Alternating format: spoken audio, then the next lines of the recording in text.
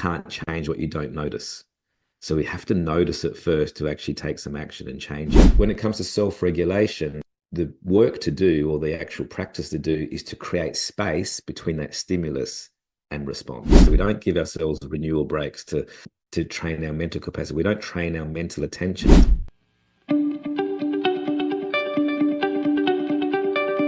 What one key piece of advice would you like to give to all the entrepreneurs watching and listening today? Give yourself permission to stop and pause. Hey, and welcome to another episode of the Business Growth Show. I'm your host, Ethan Cassiotis, and today I have an awesome guest. His name is Melo Calarco, and he is a TEDx speaker and multi-award-winning author. Melo loves sharing his passion with the world, speaking about well-being, high performance, resilience, mindfulness, mental health, and so much more.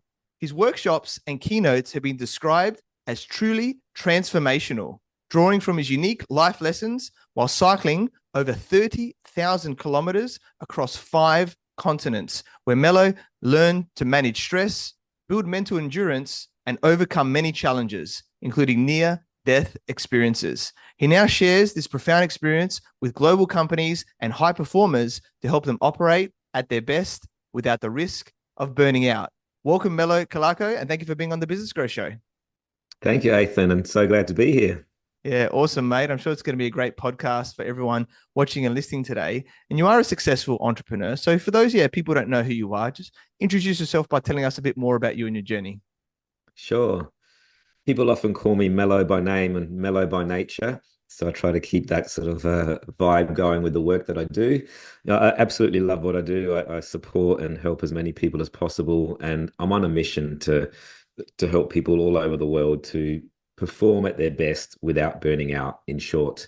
So I do that through, keynote talking. I do that through workshops. I work with many of the larger global organizations, but I also work with entrepreneurs and small business owners because I do know that burnout is very relevant for them too, as much as it is for large corporate companies.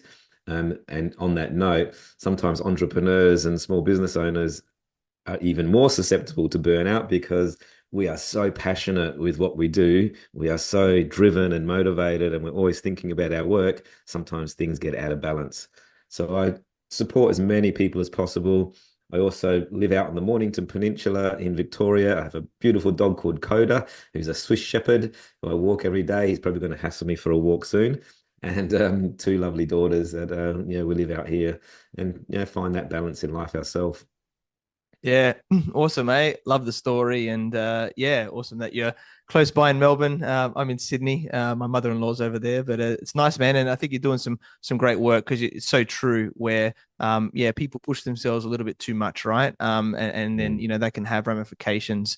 And I know as part of your story, which is awesome, right? That you cycled, 30,000 kilometers around the world. That's a, not a small feat. So well done with that. Do you want to tell us just a little bit more about that and maybe some of the, lessons that you learned from doing that? Sure, sure. So it was born out of an idea with, 5 friends of mine decided to travel around the world and cycle around the world, and we planned to do it off-road, so on mountain bikes. But unfortunately, one by one, as we started planning out the trip, we got the maps out. We got the maps of Africa and India and Asia. And one by one, all of my friends bailed on me. They actually said, no, it's too dangerous. I'm not going to do it, especially when we got the, maps of Africa and the Congo and Nigeria out. They said, no, I'm not doing it. So I thought I've got 2 choices here. I either bail myself and don't do it, or I do it myself solo. So that was the first lesson I learned already. I said, I'm going to do it. I'm going to go for it. And, to really trust myself that I have the resources inside of me to do it solo.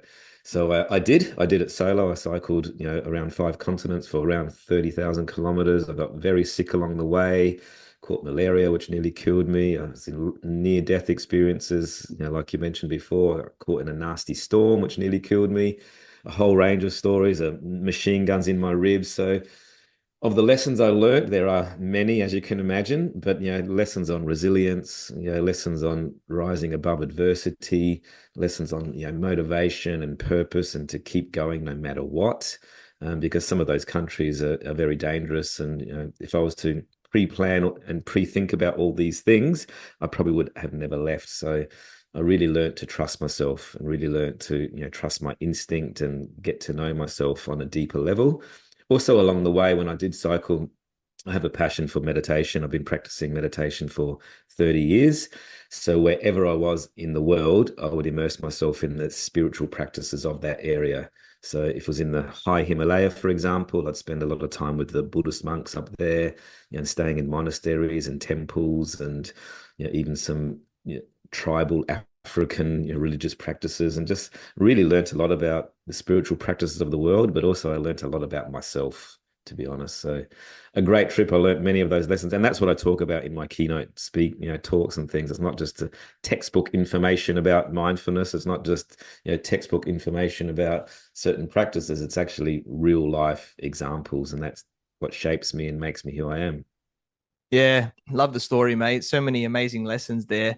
And I love the commitment part of it, right? And I'm a Mm, similar background. It's like it doesn't matter what other people are doing. Like I'm committing to this thing, and I'll endure whatever comes with that. I'll survive. I will strategize on what I need to do next when things pop up, because there's always bumps along the road, physically or metaphysically. So I love that story, and well done for doing that. And obviously, you're someone of it, you're an action taker, right? You're someone mm. that is true to their word. And that's what, people will resonate with you, and you'll be very successful. I think there's some great lessons among everything else that you just share with us. So thank you for that. I'll hopefully get to visit some of those countries. The most, dangerous country I went to was in Brazil for the Soccer World Cup. A little bit differently because they had a lot of things there, but yeah, yours would have been a different story. I love it, mate. But let's let's keep moving. So you talk a lot about high performance, right? And a lot of people, it's a term that they want to be a high performer. They want to perform right at their best. I think about it like sport, right? In some Yeah. way. And as entrepreneurs, we almost have to be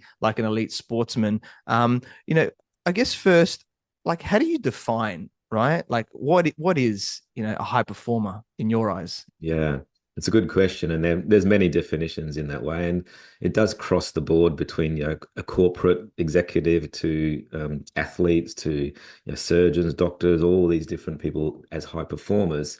My definition is more about the sustainability of it. So it's more about sustaining high performance for the long term. So I'd define it as something like, high performance is operating at your best above normal standards for the long term, and the emphasis is for the long term. It's one thing to be a high performer and get through that project and get through that thing, but then you crash on the other end and you're exhausted. That's not high performance. High performance is something that it needs to be sustained for the long term.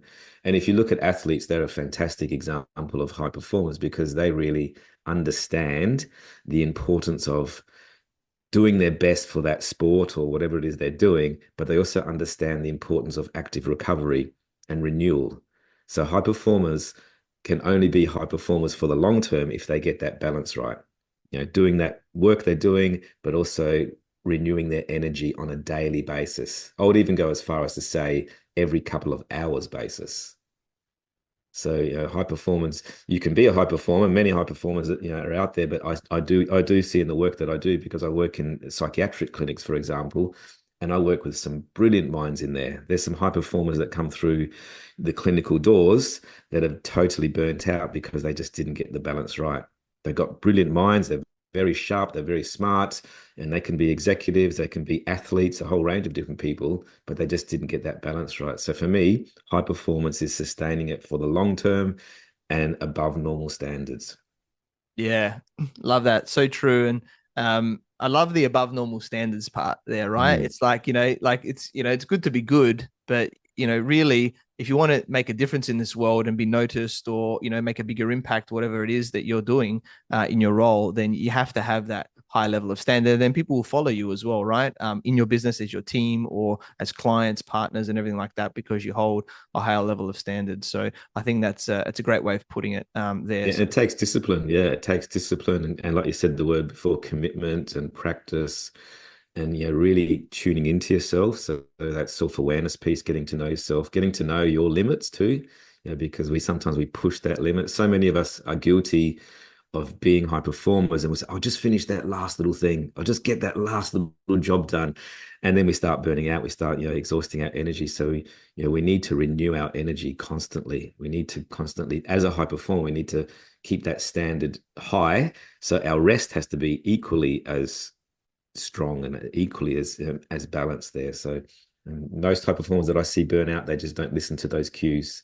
They don't, they love what they do. Like I said, the worst case of burnout that I've ever seen is one of my clients that got referred to me through a doctor, and mentally really strong. Like he ran a multitude of businesses across multiple time zones. So he's doing the Australian, US, and UK time zones. And he wore it as a badge how busy he was. Like he's, oh yeah, Melo, I worked in the LAX, lounge, last night, and I didn't sleep all night. And then I caught a plane to my office in somewhere else in the UK and in London. And then I worked all night there. I got 2 hours sleep. So mentally, he was very smart, very sharp. He runs very successful businesses. But after some time, his body said, I'm not doing this anymore. I can't keep going. And it shut down, like literally his organs shut down, his pancreas, his spleen, his liver started shutting down. His body stopped producing hormones. His endocrine system was shot. So it stopped producing testosterone, stopped producing other hormones because his sleep wake cycle was out, his serotonin and melatonin production. He was hospitalized in intensive care for a few weeks and in hospital for months. So he just did not listen to the cues. He was so out of tune with his body, but he was in tune with his mind. But he was so out of tune, so he just ignored all the signs along the way. So he's still recovering. It's 2 years later. I've been working with him, and he still hasn't fully recovered from that burnout. It was such a high degree of burnout. So we need to listen to the cues. Yeah, powerful story, right? And it shows you, like, be aware, because what's that? It's the feather, the brick, and the Mack truck story, right? You get the feather, like tickles you saying something's happening here, then you get the brick, and if you don't listen to it, then the Mack truck comes and you can get into hospital or something like that, right? Where it's like Yeah. really there. So, let's talk a bit more about those cues, right? So, because burnout, it's not like it just happens, right? It happens over time. So, I guess, how do you see burnout, and like, why do you see it coming up, and how can we understand, what those cues are for us? Mm. There's subtle cues and there's bigger cues, exactly like you said, the feather or the brick there. And very often we don't listen until it's the brick that hits us. We don't listen to those cues. It's a bit like driving the car. You're driving your car and everything's fine in your car, and just a little light pings on, the oil light pings on or something. Oh, that's fine. I'll check that later. And then another light pings on, and then, oh, that's okay. And then before you know it, the car breaks down and burns out. So it's these little signs that are happening along the way. We can't ignore them. So you're 100% right. It's cumulative over time. So when I did interview, for this book here, Beating Burnout, Finding Balance, which I published 2 years ago, I interviewed about 200 leaders, thought leaders, entrepreneurs, athletes, executives, a whole range of my different clients. And 90% of them did not realize they were burning out until it was too late, until it hit that red zone, until they, hit the wall. Or the other 10%, they sort of saw the signs, but they ignored them. They didn't know what to do. They just ignored them. I'll just keep going. Or they actually didn't have the tools and techniques to actually get out of it. So the first signs are typically some physical signs that you'd see or feel or tune into. It might be just tight shoulders. It might just be tight chest. It might be headaches or migraines or however stress manifests in you. So these are signs of physical. By the time it's reached the physical, it's probably already getting a bit too late, actually. So some of the other signs. So just to emphasize the WHO, just to give you the definition of burnout, first of all, the WHO in 2019 revised their 11th version of this, by the way. This is the 11th time they've actually put it out there, and it's changed slightly over the years. But the latest version in 2019 says that burnout is a syndrome conceptualized from chronic workplace stress that has not been successfully managed. So chronic workplace stress that has not been successfully managed. So it's this cumulative effect, in other words. We could probably take the word workplace out of it because it's not only workplace stress, I believe. It could also be financial stress. It could be relationship stress. It could be a whole range of stressors. So that's the definition. And the three main criteria to diagnose or define burnout is, number one, that sheer exhaustion, like absolutely exhausted, not just tired, not just you're tired, you have a good night's sleep, you feel better. This is like sheer fatigue and exhaustion. It doesn't matter how much sleep you get, you don't wake up refreshed. So that's number one. Number two is that detachment. So you're feeling a bit detached from your work, from your colleagues, from your team, from your people around you, maybe a bit distant, or maybe a bit complaining more than usual, a bit more cynical, moaning and complaining and whinging, those sort of things there. That's number two. And number three is that lack of professional efficacy, so efficiency. So something that would normally be easy for you is difficult. Something that would normally be just a breeze for you to do, everything is just too hard. So that's the three main criteria. So if you look at those for yourself, you might experience some of those yourself. You might be exhausted and fatigued. You might be a bit detached. But when they are prolonged over time, that's when the problem comes. So if you think about those three areas, the fatigue, the distance, and the efficiency, think about how that manifests in my day. It could be you're just distant, you're just drifting off. Someone's talking to you and you're just not listening anymore, or you're not present. It could be you are things that are normally easy. Just someone gives you a job to do, or something pops up on your email, and you go, "Oh my God, it's just too much." So this overwhelming feeling. So they're all little signs that we see: the physical, the emotional, the behavioral signs. But like I said before, very often we ignore them. I'll be fine. I'll be okay.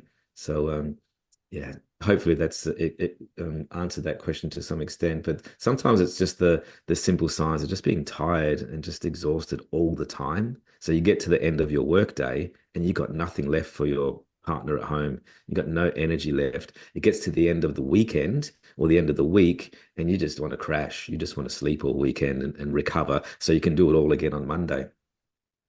Yeah. Yeah, awesome stuff. That's really powerful, and I love the breakdown of how you did all of that. Um, Mm.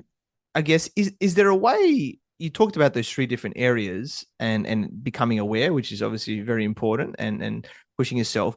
Are there some steps to prevent this? I guess Mm. like so that you can do things, resting or whatever it is like that we can do to help us prevent getting to that level of the brick, right? And staying maybe at that Yeah. feather level and then going back to sustainability.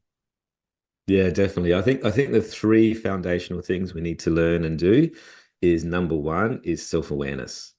Like number one is develop our self-awareness, like get better at tuning into our body, tuning into our sensations. Like I mentioned before, that guy that I was coaching there, he was just not aware of his body. He wasn't listening to the cues. He was very sharp mentally, but not aware of his cues. So number one is self-awareness. I always say the saying, you can't change what you don't notice. So we have to notice it first to actually take some action and change it. And we can develop our self-awareness through mindfulness practices, through stopping and pausing, giving ourselves permission to stop and pause. So number one, self-awareness. And by the way, the first chapter of my book is all about self-awareness. And it talks about a story where I was caught in a storm. This was actually before I even started the cycling trip. And so before I started the cycling trip, I was training on my bike to get fitter and stronger and to put myself in different situations. And there was a storm forecast for the weekend. So I thought I'm going to go out on my bike and test out my camping equipment and head out in the forests. And it turned out to be not just a storm, it was actually a cyclone that actually hit. And cut a long story short, I got hit by a tree. Trees were being uprooted in front of me, like large gum trees, and big trees were being uprooted. And I got hit by a tree which damaged my leg and damaged my bike and broke my panniers and my camping equipment. So the external world around me was absolute chaos, dangerous. I was becoming hypothermic. My fingers were turning blue. My lips were turning blue. I was shaking uncontrollably. So the only place I could go was within. I couldn't go without because everything around me was chaos. Trees were coming down. It's very dangerous. So I went within and I actually meditated for 12 hours. So I meditated from dusk at nighttime all the way through to dawn. And in that meditation practice that I did, I don't know how I actually survived it, to be honest, when I look back at it now. But in that meditation practice, I felt totally calm, totally safe, totally peaceful because I tapped into this place inside of me that was the sanctuary of my soul inside of me that I felt totally safe. So I believe we all have the resources inside of us to get through any situation, and the breath is a powerful way to do that. So that made me really aware of my own, limitations, and made me really aware of what I can and can't do. And we are capable of far more that we even believe is possible. just by tapping into that awareness. So developing our self-awareness is number one, being really aware. So a simple version of that is you could be at work and you're working away or you're on your computer and you're charging along for a couple of hours and you're starting to get fatigued, you're starting to get a bit tired, you're starting to make mistakes. That's your awareness saying, hey, I'm tired. I need a break. So getting back to the high performance talk we're talking about, research says that we can only perform at our best cognitively, like problem solving, planning, decision making, for periods of 90 minutes to 2 hours. So after the 2 hour mark, the quality of our work is compromised. We start making mistakes, we start making errors, it takes us longer to do the task. So that's self-awareness, being aware of that. Hey, I'm making mistakes now. Maybe I need a break. Go outside and get some fresh air or walk around the block or do what it is you need to do to break that cognitive overload. And that comes with awareness first. Also, being aware your body might be feeling a bit sluggish. It's a bit tired. I feel a bit fatigued now. What do I need to do?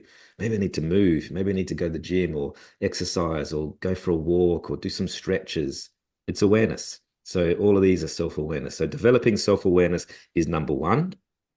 Number two is self-regulation.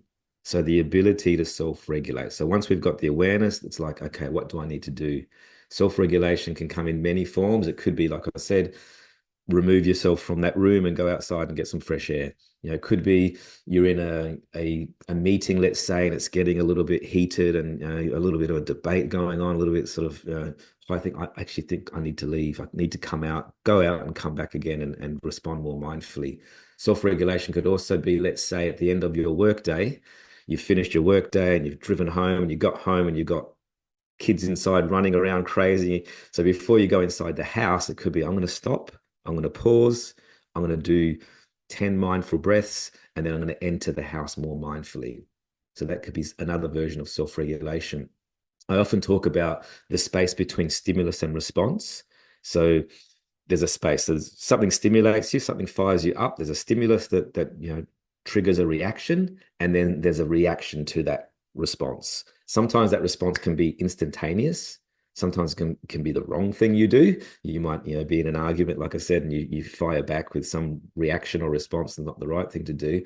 So when it comes to self-regulation, the work to do or the actual practice to do is to create space between that stimulus and response. So something happens to you, and when our emotions are triggered, or when our resilience is short, or we're feeling a bit sort of short in general, we usually react too quickly. But if we can create space between stimulus and response, we can then respond more mindfully, because in that space we can actually self-regulate. We can take a breath, we can calm down, we can then think about what's the best solution in this position or in this situation, or look at the big picture. We can zoom out. So for me, one of the best ways to self-regulate, and this is something I teach quite often in the work that I do, is through your breath. So doing some breath work. So once we slow breathe and we can take control of our breath, we can actually change our physiology, and we can actually change our psychology. So I teach what's called a 90-second breath break, literally 90 seconds, 2 minutes maximum, and you can change your physiology and psychology within 90 seconds and nip stress in the bud, and you can self-regulate in the moment. So then you can respond more calmly. You can respond, with more openness and awareness. So I know that was a long version of self-regulation, but we need some tools to self-regulate. We need to find how can I self-regulate? And breath is a really powerful one. And number three is self-care non-negotiable. Like, think about this. When we get stressed, when we get busy, when we get under the pump and there's just too much going on, even if it's good work that we're loving what we do, what's the first thing that you let go of in your self-care practices? Is it exercise? I won't go to the gym tonight. I'm too busy. I've got too much to do. Or is it nutrition? I can't be bothered cooking. I'm too tired. I'll just grab takeaway on the way home, or whatever it is. Is it sleep? Do you lose sleep because you're thinking too much or you're working too late? So these basic self-care non-negotiables, to me, they should be upped when you get busy. They shouldn't be ignored when you get busy. Because like we said before, burnout is cumulative. It slowly creeps up on us. And very often, one of the first signs of burnout is we start letting go of our self-care practices. We start letting go of the things that we need the most: our exercise, our nutrition, our sleep, our meditation, our breaks, our boundaries. So my advice is always to up your self-care and make it non-negotiable. Non-negotiable, because in the positive way, if you think about it, if burnout is cumulative negatively, if we keep up our self-practices, it's cumulative positively. So it gives us the resilience, it gives us the energy, it gives us the motivation. Yeah, love it, mate. A lot of actionable stuff there. Yeah. Self-awareness, self-regulation, self-care. So powerful. Definitely remember those ones. One thing that I've noticed for myself, right, and it comes in the self-awareness part, is around stimulants. So I don't have caffeine anymore, and I got enough energy as it is. I'd be bouncing off the walls now. I just forgot to drink it after a while, right? Because I was very ingrained in my work, and I'm like, well, I don't obviously need it. Same with processed sugar and these other things. And I found that I've become more self-aware because I think it's easy to have 5 cups of coffee and just keep pushing through, right? Whereas now with me, because I'm not having that, I can feel my energy much more. And I'm Mm, like, okay, it's been a couple of hours or whatever. I need to go outside and just, put my feet on the grass or something, or just walk around a little bit, do something mm. to re-energize, regulate, right? To get back to where I need to be. So what are your thoughts around the stimulants and how that can affect us, Yeah.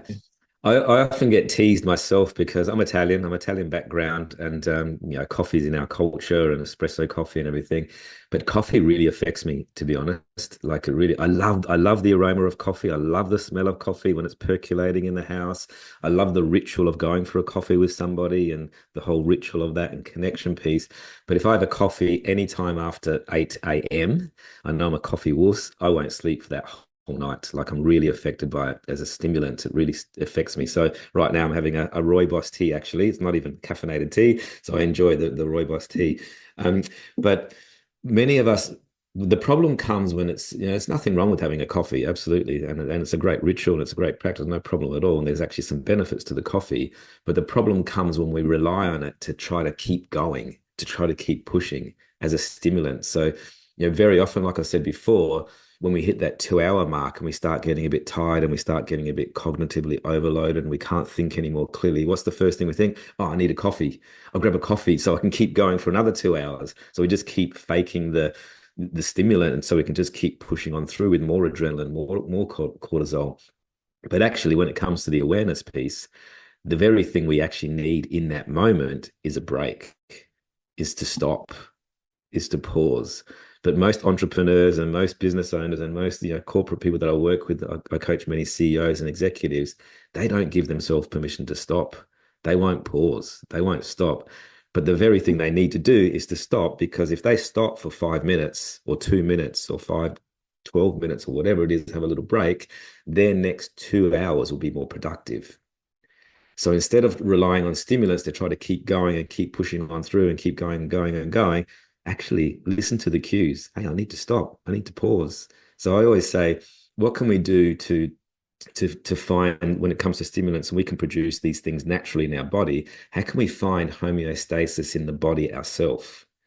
Number one, get up early in the morning, get outside. One of the reasons I get up quite early, take my dog for a morning walk, is to get that serotonin production. Get the serotonin to kick in behind the eyes. The moment the sunlight hits your eyes, behind the pupils, your body starts producing the serotonin to wake you up, to arouse you, so you're up.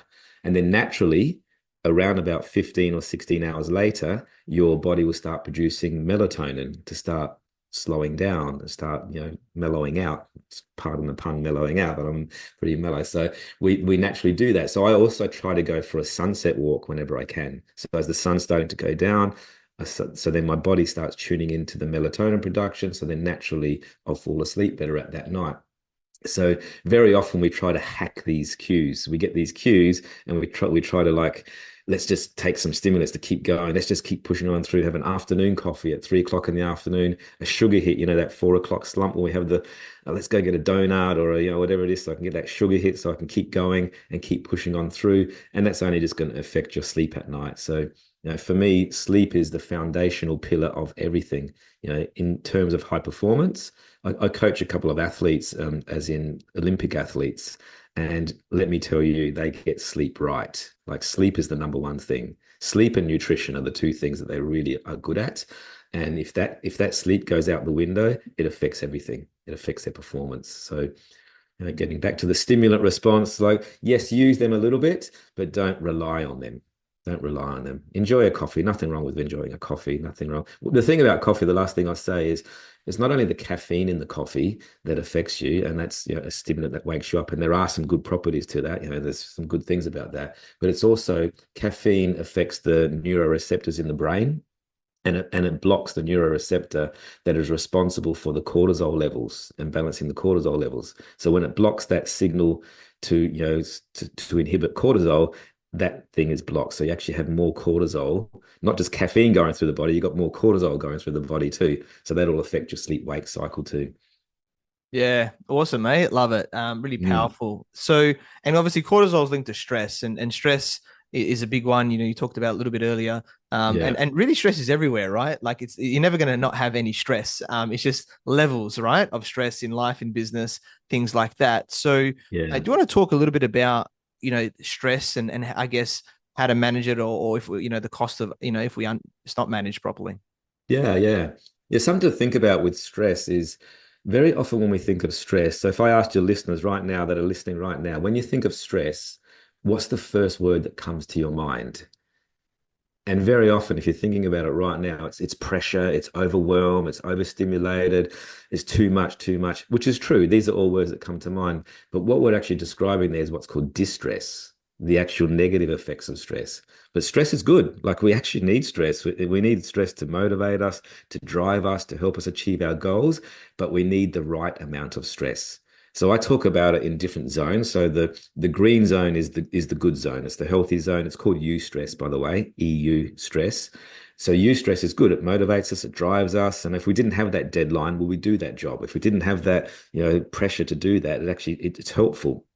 So that's great. The green zone, if you ask somebody in the green zone, how you doing? How's things? They'll say something like, oh, it's awesome. There's lots of opportunities now, feeling good, feeling motivated. That's a good zone to be in. It's fantastic. And we need that right amount of stress to motivate that, to drive that.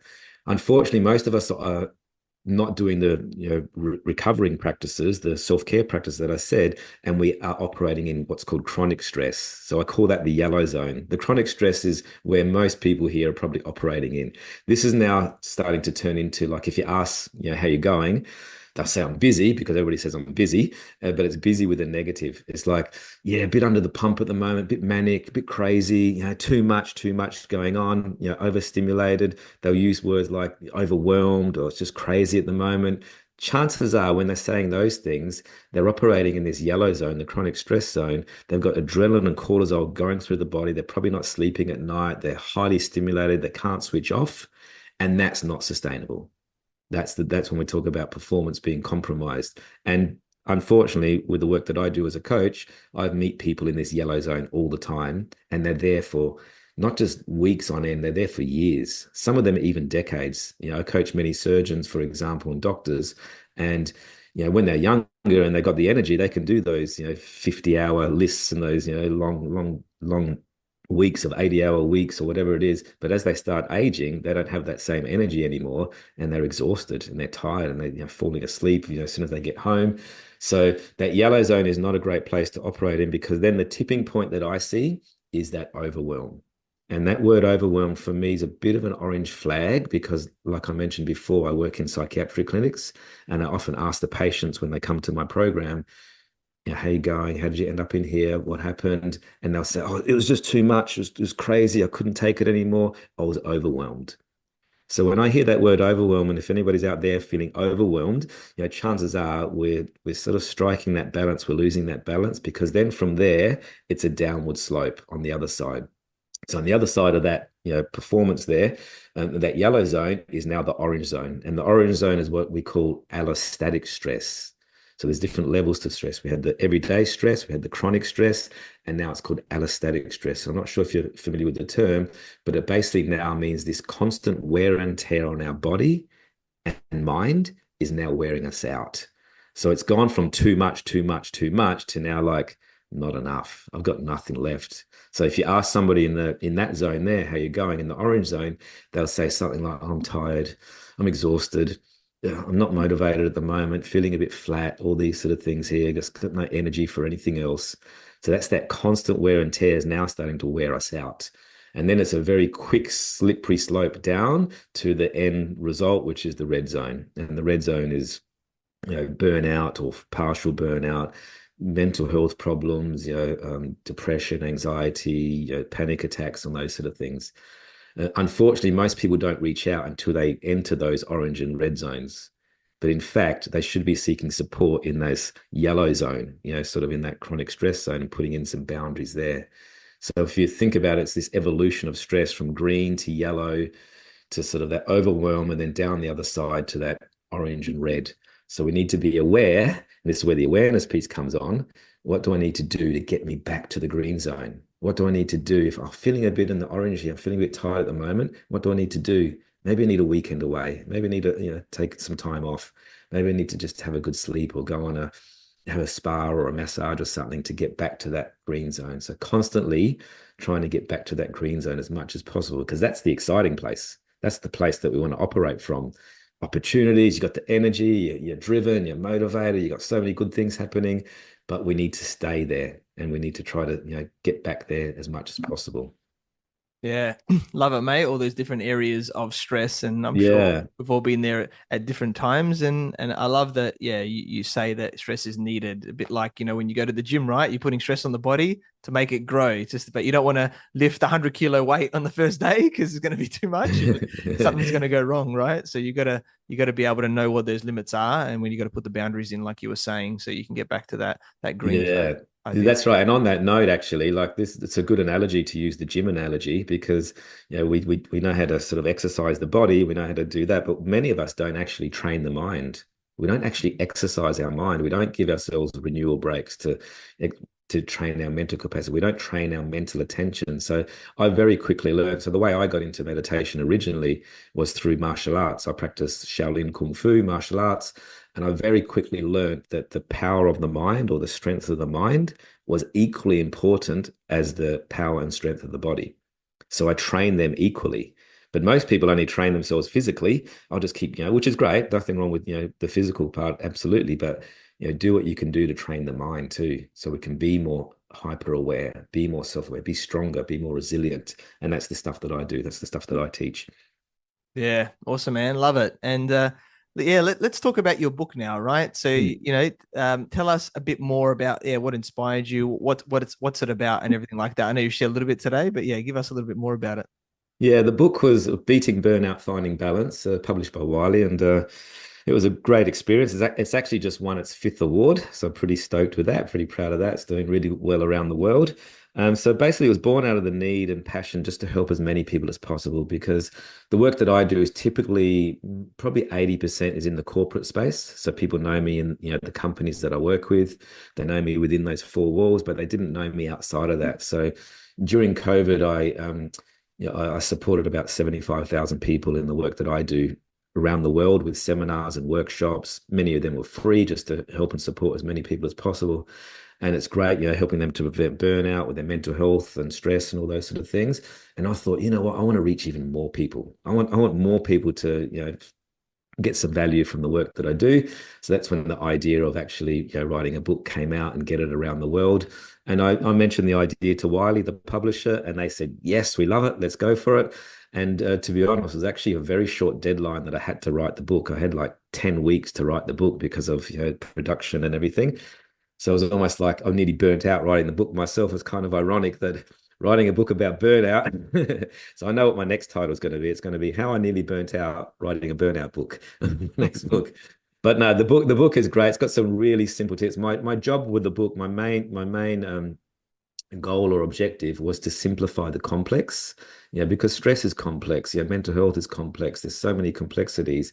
And I wanted to make it really simple and applicable that the reader can pick it up, read the chapters, and walk away with implementable, actionable tips. So every single chapter pretty much opens with one of my stories. So one of my stories of cycling around the world, like the the story about the storm, getting caught in the storm there, stories of machine guns in my ribs in Africa and Rwanda, where I had to survive that situation, and the lesson that I learned from that experience. And then I impart that to the reader. It might be a lesson on self-regulation, it might be a lesson on, stress, or it might be a lesson on resilience. And then I also interviewed about 200 thought leaders and I got their take on it. So that'll be the concept, and shared some of their experience and some case studies. And then the best thing about the book is that at the end of every chapter, there's a simple implementable takeaway tip or technique that you can use immediately. And that's been the goal of the book. I only just recently got an email from India, from a young girl in India that read my book. I think she picked it up at the airport or something, and she said the book literally saved her life. Like, something in the book resonated with her, and she was not doing well mentally, and the book saved her life. And it's because the tips are very implementable, and you can walk away and practice that tip. Pretty much every couple of weeks, I get an email from somebody said, "Oh, that thing that you taught me, it saved my marriage, or it helped me through a situation, or it helped me with my business. The 90-second breath break's a game changer." All these things there. So pretty proud of it. It's doing well around the world. The audio book's doing really well in America. So like I said, simple, implementable, practical tips there. So if your listeners do want to grab a sample chapter for free, I'm happy to share in the show notes a sample chapter on that story about self-awareness and that story about being caught in that storm. So we can share that in the show notes later if they're interested. Yeah, awesome, man. Sounds like an amazing book. I'm definitely going to grab it now and check it out. Both versions. I like audiobooks as well as the physical. And yeah, getting a sample chapter for people, I think, is really great, especially around self-awareness. Yeah. That's where it all starts. And then, then it's how do you implement things from there. Awesome, mate. And yeah, you've shared so much gold, with us here today. And as I guess we're starting to wrap up today, what one key piece of advice would you like to give to all the entrepreneurs watching and listening today? Give yourself permission to stop and pause. Like I was saying before, like as entrepreneurs and business owners, we're wearing so many hats. I myself am the same. I run my own business, and it's successful, and there's lots of great things happening, but we can just get so busy in the busyness, and that busyness gets addictive. There's actually an addiction to that cortisol and that adrenaline, but it's not sustainable for the long term. And if you don't stop and pause, your body will tell you to stop. Like I mentioned, that guy's his body shut down, or you have an injury, or you get a sore back, or you get an illness. There's so many people that I work with, they finally get their annual leave at the end of the year. They've worked damn hard all year, and then they get their 4 weeks break, and the very first week, their nervous system is shot. They fall sick, they get a cold because they finally slowed down. So my advice to everybody is give yourself permission to stop and pause every single day, and ask yourself this one question. One simple question. What have I done for me today?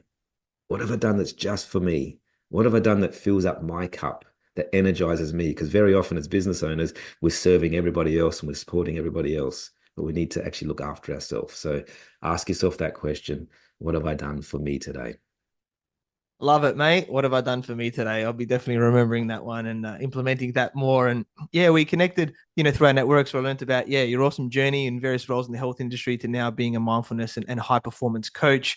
You're an awesome guy, so knowledgeable. You shared, so much gold with us here today, actionable things. And your book sounds amazing as well, mate. And I'm sure you'll continue to help, high performers operate at their best without the risk of burning out. Very grateful that we connected. Look forward to working with you further. So, Melo, how can people find you and get in contact with you? Probably the best way is through my website, melocalarco.com. I'm sure you probably put it in the show notes, so I won't bother spelling that, but melocalarco.com. Jump on there. There's some resources on there also. There's some, like I mentioned, the free sample chapter of the book. There's some meditations and things on there. I'm most active of all the social media profiles. I'm less I do have an Instagram and a Facebook and all that, but I'm less active on them. I'm probably most active on LinkedIn. So connect with me on LinkedIn, again under Melo Calarco, and I'm often sharing little tips and tricks and techniques and some value in there. So yeah, website and LinkedIn is probably the best two options. Yeah, awesome, guys. Definitely check out Melo there, his website, LinkedIn, get the sample chapter of the book and get the book if resonates with you as well. And yeah, it's been a pleasure interviewing you, mate. And thanks for being on the Business Growth Show. Thanks, Ethan. Thank you so much. Thank you, everyone, for watching and listening to this show where we talk about everything on business growth. And please like, subscribe, and leave us a 5-star review. You can find me on LinkedIn, Facebook, Instagram, and YouTube as Ethan Casiotis, or visit my website, ethancasiotis.com. If you want to grow and scale your business, you reach out to me on any platform to see if we're a good fit. I completely agree with you, or do I? The only way you know is if you tune in next time. So until next time, remember that our business grows when we learn skills and take action using them in spite of fear. So remember to design your growth and results.